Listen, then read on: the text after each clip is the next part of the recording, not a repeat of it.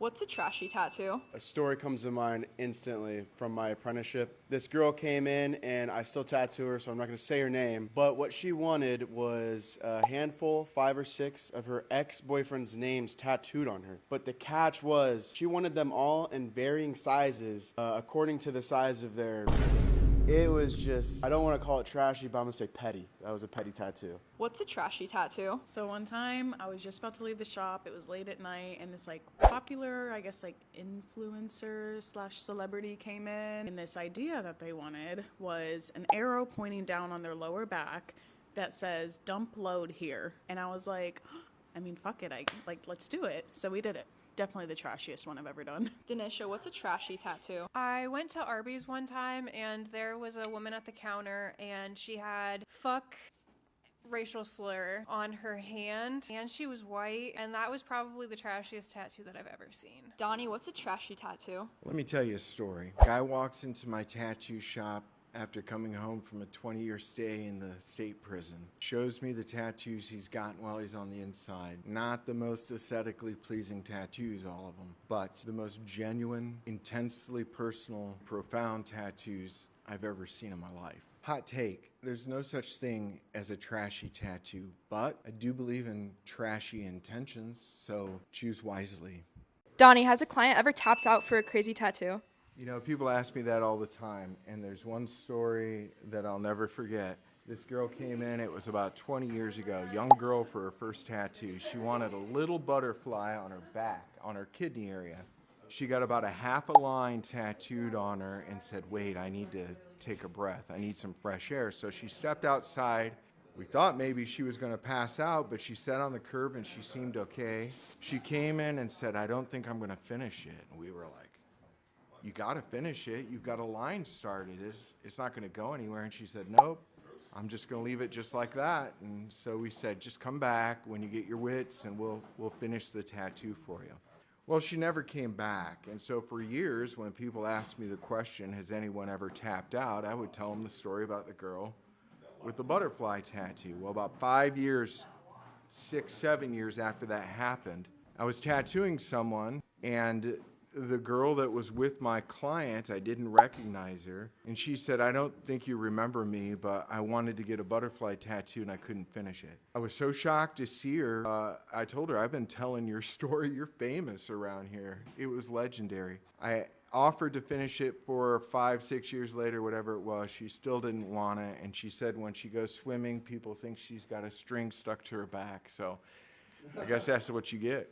What is a good tattoo versus a trendy tattoo? Not all trendy tattoos are bad, but also not all trendy tattoos are good. And I think there's a difference between classic and trendy. Some classic tattoos are crosses, hearts, eagles, snakes, spider, the classic shit. Some of the trendy shit would be like those ignorant doodle tattoos, cyber sigilism, the trash polka, the watercolor tattoos, those really big tattoos that just say one word but they take up your entire torso with like a big red square next to it. Not saying they're bad, but I'm saying they're trendy. What is a good tattoo versus a trendy tattoo? I think a trendy tattoo can be a good tattoo as long as you think about longevity. If you do this really, really, really teeny tiny tattoo, you don't know in a year it's just going to be a blob.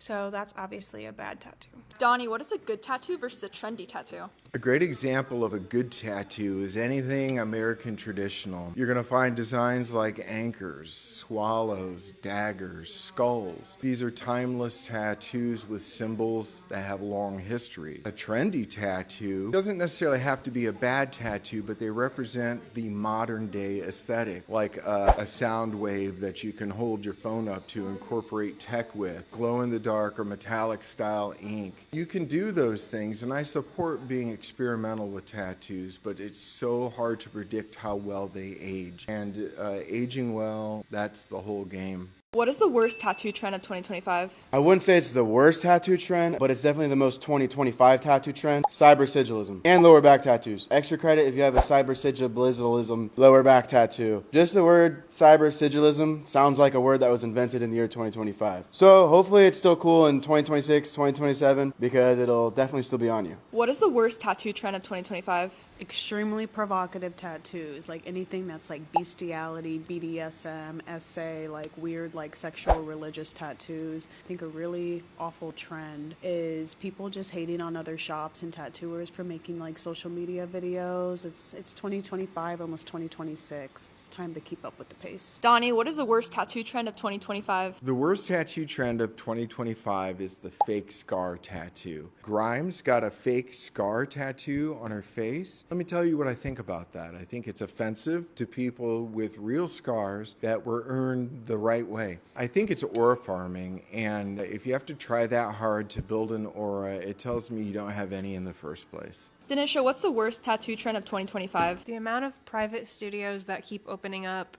and it's a lot of people that barely graduate their apprenticeship. I don't know. I feel like you should find a group of people that you like and work with them rather than just jumping to working by yourself. But I understand that some street shops are really toxic. I don't know. I don't think we need like 82 shops though. Allie, what's a red flag in tattoo artists? A red flag in tattoo artists would be if they do house calls, or if they throw tattoo parties. That's disgusting. And also when they reuse their needles. I've seen somebody pull their needles out of a bucket and put it back in their machine. Memphis, what's a red flag in tattoo artists? When tattoo artists flirt with their clients or try to make them take off unnecessary articles of clothing for like a finger tattoo, it's a no-fly zone. Those guys are creepy. Donnie, what is a red flag in tattoo artists? I've been hiring and firing tattoo artists for 30 years, and I can tell you 3 things I would never ignore if I were you. Number 1, tattoo artists can't stay put in a single shop. Why are they jumping around to so many different shops? I don't know. It could be a lot of things, but most of the time they have interpersonal relationship issues. Thing number 2, tattoo artists want you to pay for the entire project up front. Quote you a flat price. It's a good way for a client to get themselves screwed. Once the money's spent, the motivation to show up and do the work is sometimes hard to find. Number 3, constant chronic cancellations. There's a reason why that artist is canceling on you, and it's not good business practice. Buyer beware, there's plenty of great artists out there, so do your research. Aaliyah, what's a red flag in tattoo artists? When they can't stay out of jail.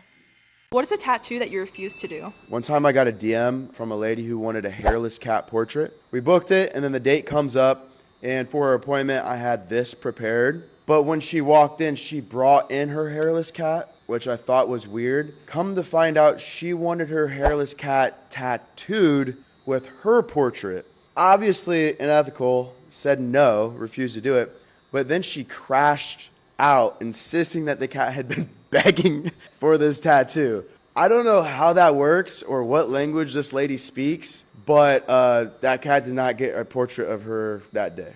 Donnie, what is a tattoo that you refuse to do? I'm never going to tattoo eyebrows ever again. A young girl comes in and she says, will you tattoo my eyebrows? Sure. I gave her a Sharpie and I said, go to the mirror and draw them on exactly the way you want them, and I'm sure I can tattoo it. She goes and draws them on and comes back, and I said, are you sure? She says, I'm sure. So I tattoo these eyebrows. I think they look pretty good, but she calls me once a week for 6 months, asking me to add a millimeter here, raise it a millimeter there. Turns out she has eyebrow blindness, and she's wanting me to put on these big Amanda Bynes looking eyebrows, and I just refused to do it. And I told her, you're going to have to go somewhere else. Your eyebrows look fine. There's nothing else I can do for you. It turns out you need to have a cosmetology license to do it in Indiana now, so thank God. What is a tattoo that you're... Allie, what's a crazy tattoo myth? I feel like people who say that getting tattooed weakens your immune system when it does somewhat of the opposite. The ink, when it hits your dermis, it almost triggers your immune system and activates it, and getting tattooed repeatedly almost trains your immune system to fight stronger. Donnie, what is a crazy tattoo myth? If you get a tattoo, then you're going to go to hell. Let me say this. There's a lot of rules in the Old Testament of the Bible, and I'm aware of them. Leviticus sets out a lot of rules